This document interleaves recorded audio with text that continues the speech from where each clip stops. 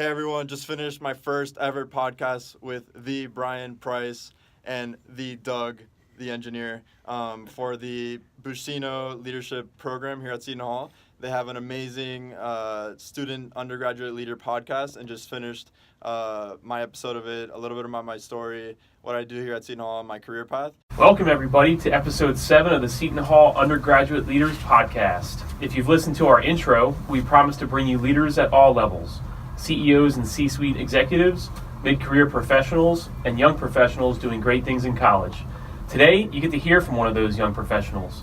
Michael Riley is currently a sophomore here at Seton Hall, studying mathematical finance and information technology in the Stillman School of Business.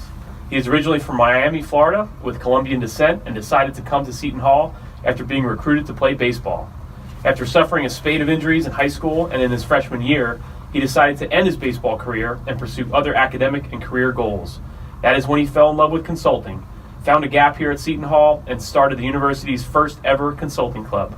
Michael, welcome to the podcast. Thanks for having me. This is super exciting. I think it's a great initiative, getting leaders from all different backgrounds, all different ages, putting that together and helping students, figure out what they like to do or learn from different individuals. So I'm just really excited to do this. Awesome. Well, that's the intent, and I think you being the kind of a first of sorts in terms of you're the youngest person that's ever been on our podcast, but by no means, I think it's going to be really interesting for our listeners to hear. Cool. So, look, there's a lot to get to into this podcast, but I think I'll start with how I came into contact with you. So I was on LinkedIn. I was scrolling down through my feed, and I came across this thing called the Seton Hall Consulting Group. And so here was this professional-looking photo, a professional-looking people in the pictures, and I thought to myself, gee, I didn't know that there was even a consulting group here at Seton Hall. And then my next thought was, I wonder if there are professors from the Stillman School of Business who are running this. And lo and behold, I was told it wasn't professors, it was a sophomore named Michael Riley. So right off the bat, I was super impressed. But before we talk about why you started this consulting group and the kind of consulting career in general, let's take a step back and talk about one of our common passions, which is the sport of baseball. So kind of for our listeners, what role did baseball play in your life leading up to Seton Hall, to give us some context about, your shift in your career? Yeah, I actually get goosebumps just hearing that, because I think baseball is everything. I started when I was 4, and I'm Colombian, so soccer is probably the biggest sport that we played down there, and my dad played professional soccer. So I think a few times throughout my career, he kept trying to bring me back to soccer as a little kid. But I think I had a friend of mine in preschool. He introduced me to baseball, gave me my first ever hat. We started playing catch, and it was great. And so just started from there. And I think little by little, just realized that I liked it. I was good at it. Little by little, got more competitive with it, and then got to a point where just playing tournaments every single weekend all over Florida, North Carolina, New York, just traveling everywhere and playing as like a 10-year-old, 12-year-old. And, Miami baseball is a big thing, and people take it really, really seriously.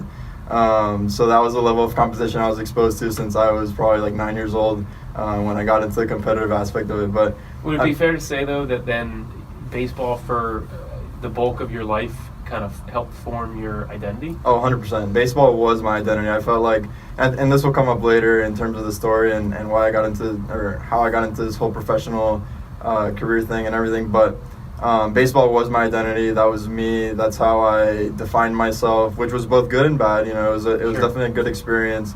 Taught me a ton of lessons. I think the biggest one being failure, not to anyone's surprise, because in baseball it's like 30% of the time you're succeeding, and the other 70 you're banging your head against the wall, figuring out why you're not getting base hits or whatever. So I think that definitely taught me a lot, but just also the whole competitive aspect and dealing with people who are always trying to get your position or being the one trying to take someone's position. Sure. I think the reality is that that's just real life, and whatever you do, it's kind of that battle all the time. Not to say that you can't be friends with people or your teammates or anything, because of course that's another amazing part of baseball in my experience, but it was also just really good to kind of bring me to real life, show me what real life is like in a different context and at such a young age. I think that helped me mature a ton Sure. with how I am today. Yeah. So you mentioned that, when we mentioned in the intro that you suffered some injuries, You get recruited by a D1 school to come play at Seton Hall, battling through those injuries, and then you kind of came to a decision at some point where you said, you know what, I'm going to hang up the spikes. So talk a little bit about what that felt like, and what was your plan? So I think, I definitely had a ton of injuries. My junior year, I had a 7-month-long concussion where I got hit in the head with a pitch. Had a ton of arm injuries, kind of always on the shelf because of my arm. And really, my bat just helped me carry through, and that's really what got me to the next level, was that even though I wasn't throwing, I was usually hitting most of the time. And so I think I just overdeveloped the hitting aspect and underdeveloped some of the other aspects and skills. But regardless, I got the opportunity to play at the D1 level, and it actually came after I graduated from high school. So I applied to a bunch of schools as a student. The deadline came up, didn't put a deposit for any of them. Was kind of like left, out there. Didn't have a school to go to yet, and it was probably June. But I had a lot of confidence that things would fall into place. I was working with a mentor and like a college. His job is basically to help students. Like placement. Yeah, placement, exactly, college placement. And so I was just really trusting him, and I knew that I could trust him, and that it would work out, and thankfully it did. Well, you say thankfully. I think the weather is with this polar vortex probably a little colder than it was down in Miami, right? Oh yeah, definitely. So, you make this switch to hang up the spikes, and then you said you found consulting. Talk about why consulting? Yeah, I mean, the switch and hanging up the spikes was definitely the toughest decision of my life. There was a lot that went into it. As we mentioned earlier, the identity was a big part of it. Like, I defined myself as a baseball player. Everyone I know knew and that meant something to me, knew me as a baseball player, and so I knew there was going to be a lot of like, oh, how's baseball going, and then being like, oh, I'm not playing anymore. Awkward. Yeah, pretty much. And so that was a big part of it. But I think really it got down to the point where I said, hey, it doesn't matter what people are going to think of this decision. As long as I own it and I know that it's taking me to the next level and to the next step of my life, like, I just have to be confident in that. And that's kind of the point that I got to, and where I said, hey, this is my decision. I'm going to take control over my life.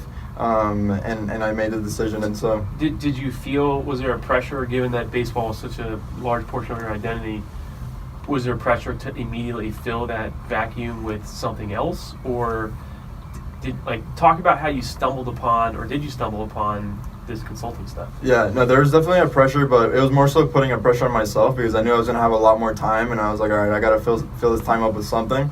But I always loved business. I've always been an entrepreneur since I was little. My dad has a furniture store in Columbia, and I remember being like 10 years old, and selling furniture to the salespeople at the store, and just being that little kid that was always around. But I was introduced to consulting as a junior, just briefly heard about it.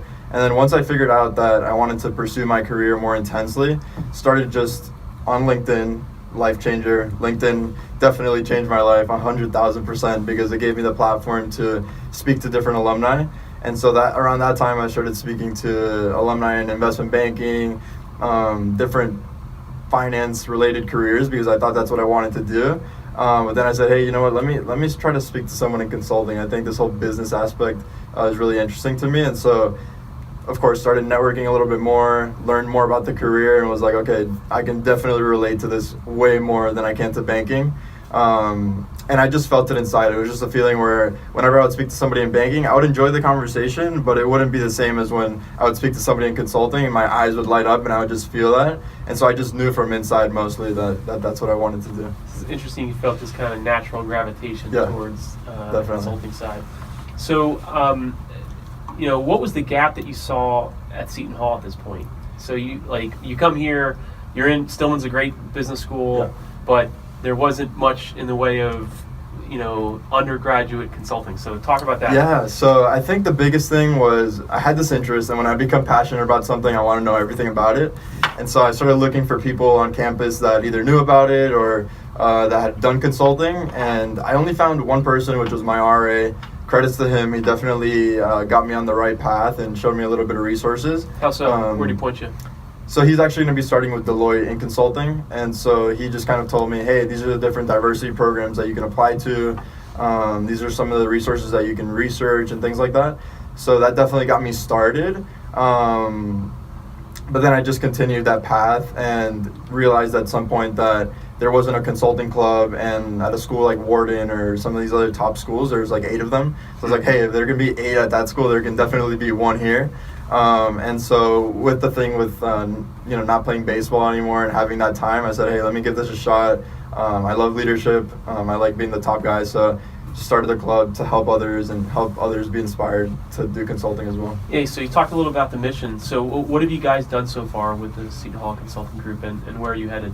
Yeah, so we've actually done a ton. It's been a really cool experience. We've had a couple of panels with professionals. We were able to bring Bain & Company, EY, IBM, PwC, and A.T. Kearney to campus on the first semester, which I thought was a really, really big accomplishment considering that 4 of them weren't even alumni from Seton Hall. So that's really cool. What were these panels? What was the purpose? What did you have them talk about? So this panel specifically was about just the life of a consultant. So the students were hearing a lot. Yeah, exactly. They're hearing a lot from me and from the board members, but we wanted them to experience what it was actually like from real consultants. And so we were able to accomplish that with the panel. So where in their careers was your panels? Were these junior folks? Were they mid? Were they senior? How'd you select? They were more junior. To be quite honest, it was leveraging my own personal network of the people that I had been speaking to personally and drawing my own conclusions from. But they were all based out of New York, and they came in, and they were all probably within their first 5 years in consulting, so it was relatable to the students. Awesome. Important. Now, you mentioned it earlier, but I know you've dedicated a lot of time and effort with others on LinkedIn, including some recent innovative content where you walk and talk around campus. Yes. And I know you had some big news that you shared on LinkedIn this morning. Can you talk a little bit about? Yes. But before you share the big news, talk about the platform. Who got you onto it? Why are you attracted to it? And why are you producing content on there? So LinkedIn has to be my newest favorite app, more than Instagram, more than Facebook, I think. Very uncommon to my age group, which is funny. But no, LinkedIn definitely changed my life on a serious note, because I got on, I don't even remember exactly why I got into it. I just knew it was a professional platform, and I said, hey, let me put my profile up here, see what I can do. Along the way, I figured out that people randomly reached out to other people to learn about careers, and I was like, I remember sitting at a desk. I remember exactly the situation where I told myself, I was like, hey, am I going to start reaching out to people now as a freshman, or should I wait until I'm a junior? And I was like, you know what, I can't wait that long. Let me just get it going and see. So LinkedIn definitely just gave me that platform to reach out to people that otherwise I would have never met or known of or anything like that. So I think that's the coolest thing, first of all, that I've spoken to people that would have otherwise never gone into my life. And you've gotten response? Oh yeah, definitely. I mean, I've always been a firm believer in cold messaging. Some people think it's awkward or weird, but it can be terrifying for people. Yeah, definitely. But I think that it shows a lot about you. Reaching out to somebody randomly, they're impressed, especially being a freshman or a sophomore or honestly whatever age.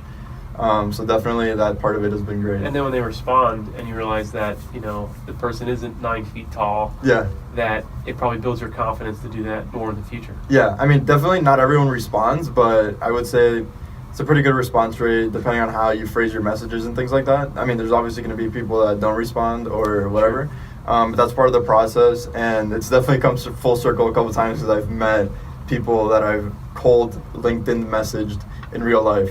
So that's been a good full circle because I've actually gotten to meet them and realize that they're real people, And then shame them for not responding to you initially. No, these are the people that responded. Okay. So, well, let's kind of ride that train for a little bit. What are your tips for folks that, it may not be consulting, could be another field. Anything. What would be your tips for undergraduates that are interested in reaching out to people? Do you have any tips, techniques, because you probably had some trial and error in what message worked better than others? Or do you care to give away your secrets? No, I would totally give away my secrets because I'm a firm believer in that. But I think there's a small trick in LinkedIn that not a lot of people take advantage of. There's this one thing called in-mail messages that you have to pay for. Definitely not the route to go because they look like spam messages. But if you're on your phone, instead of clicking connect right away, there's like these 3 little dots next to the connect button where you can click, and it says personalized invite. So it gives you about 300 characters to write a note with your connection request. Love it. So what As you opposed to the normal one where it just says, Mike O'Reilly wants to connect with you on LinkedIn. Exactly. People are like, okay, I don't know this person, this is random, and a lot of people won't get back to you like that. You can personalize it. Exactly. So you personalize it, say, hey, this is what I do. I say, hey, I'm Mike O'Reilly. I'm a sophomore at Seton Hall. I'm really interested in consulting. I've done this, and this. I know you're extremely busy, but I would love to speak to you for 10 or 15 minutes to get to know your experience and a little bit more about your career. So that's my signature thing. You can kind of tailor it depending on the person. That's the most important part. Like, I've definitely copied and pasted some of them. I'm not going to lie. That's just being completely real. But there's a better response rate when you completely tailor it to the other person. Another technique that I also heard is, so say you do get that 10 or 15 minutes, is that you be extremely tight about those 10 or 15 minutes, and that you hold true to your word. So that when you had this great conversation with that person, at the end of 15 minutes, I've heard you should say, thank you so much for your time. I want to be cognizant and, I understand you're super busy. So kind of let them wanting more, but showing them you're a professional. When you say 10 or 15 minutes, it means 10 or 15 minutes. Yes. So what was big news you shared about this morning? The big news... So, this has led, like your content on LinkedIn has led to something. Yeah, I definitely wasn't an extremely open person to begin with, and I'm still not. It's still kind of like a little battle I fight within myself. But it started off as just me, and I said, hey, I'm going to start putting up content on LinkedIn, especially with Seton Hall Consulting Group. I saw a good response with the post we were putting up, and I was like, okay, this platform has a lot of reach, and you never know who you can see. Would you mind talking specifics? So, like, when you first started out, you're probably not getting many likes, many views. Yeah.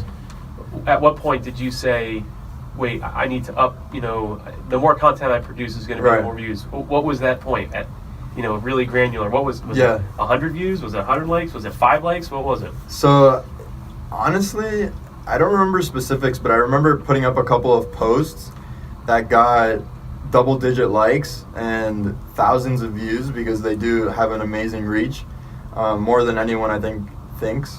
And when I saw that, I said, hey, there's definitely a lot of potential here. The more I post, the more people will look at my profile, and you never know who can see the post, And so at that point, I was like, okay, let me think of different ways where I can do this more consistently.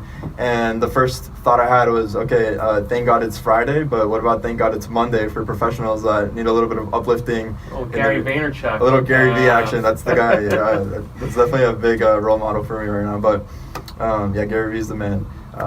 Definitely recommend his podcast and just listening to him. But I started off with the TGIM. I think I've put up about 14 of them. Not 100% consistent, but I would say over the past month, I've definitely been even more active. At this point, I'm posting content every single day, whether it's video, whether it's text. And a little trick, I think attaching the text, as a normal text with a video relating to the text will get the most attention because people can either read it or see it. So give me an example. When you say the text, are you taking a transcript of what you're saying and then applying it, or? It doesn't have to be a direct transcript, but maybe like the gist of it, maybe 10 or 15 lines, depending on what the content is. But yeah, just a little gist so people can either read it or watch it, depending on their convenience. So one of the pieces of content on these TGIMs that you put out is literally you walking and talking. Yeah. Which, I think a lot of people, when they think of them putting themselves out on social media, it can be a little intimidating. Yeah. The second thing I think people think is, I have to wait until the perfect scenario with the perfect backlighting, and I have an iPhone, I don't have a professional camera. So can you talk about, just get out of your own head and do it? Yeah, look, to be quite honest, what I do is I walk to school 30 minutes each way. I moved off campus this semester, and that's part of, I guess, the discipline I'm imposing on myself is, I don't have a car. I'm from Miami, so I put my mind to it. I'm just say, hey, I'm going to walk 30 minutes to school every day, back and forth. And along the ride, whatever I'm thinking of that day, I'm going to take a quick minute video and post it. And to be completely honest, I am not a big fan of putting myself out so much on social media, but little by little, I understand the value and I'm enjoying it.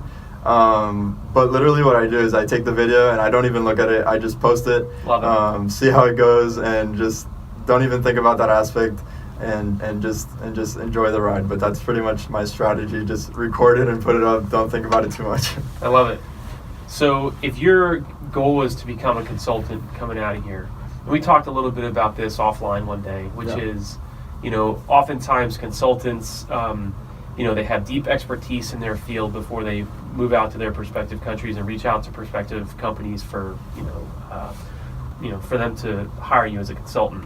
And so as a result, you don't see too many, 19 and 20-year-olds trying to jump right into the consulting game. Right. So what do you say to those who say you're too young to be a consultant of value? What's your comeback?